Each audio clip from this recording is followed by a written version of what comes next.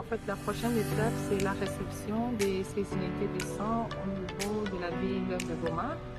Et nous allons devoir réceptionner ça au centre provincial de la transfusion sanguine qui va se servir d'une partie et les redistribuer au niveau des hôpitaux afin que les receveurs du sang reçoivent ces unités de sang. Et à titre vraiment gratuit, une partie de produits sanguins va aller jusqu'à Bukavu, dans les différents hôpitaux de la ville de Bukavu, parce que là-bas aussi, il y a des blessés de guerre.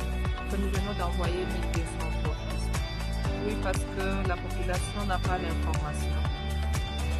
Les coûts de production d'une poche de sang ici à Kinshasa, c'est au-delà de 100 000. La population donne du sang gratuitement, mais il faut traiter ces produits sanguins. En commençant même par les poches, les sacs à collecter le sang, les réactifs pour le traitement de ces produits sanguins, ils sont vraiment très coûteux. Lorsque vous ajoutez la conservation, vous constatez qu'une unité du sang nous vaut plus de 90 $. Et là, nous donnons juste à 10 $. C'est une petite contribution communautaire que nous demandons pour nous appuyer à cette production. Vous comprenez qu'il y a des tiers payants. Il y a le gouvernement qui fait un effort pour que cette population reçoive ces unités de sang sécurisées gratuitement.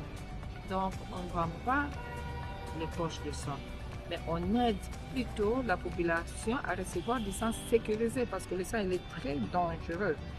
Il ne suffit pas de les collecter et il ne suffit pas d'utiliser des tests rapides parce que les tests rapides contaminent la population. Et là, nous avons utilisé des tests de 4e génération, des tests qui, à partir de 2 semaines, 3 semaines, nous permettent d'identifier si les donneurs ont développé une maladie comme le VIH, les hépatites et la syphilis pour ne pas les transmettre aux récepteurs. C'est vraiment du sang sécurisé et il est coûteux. En fait, ces poches de sang va faire l'Éthiopie et ensuite il va atterrir à Nairobi. À Nairobi, il va arriver à Kigali et de là, ça va arriver à Goma. Mais nous avons pris toutes les précautions d'usage pour que ce sang arrive en bon état. On a pris toutes les mesures possibles pour bien conserver ces unités de sang chemin faisant.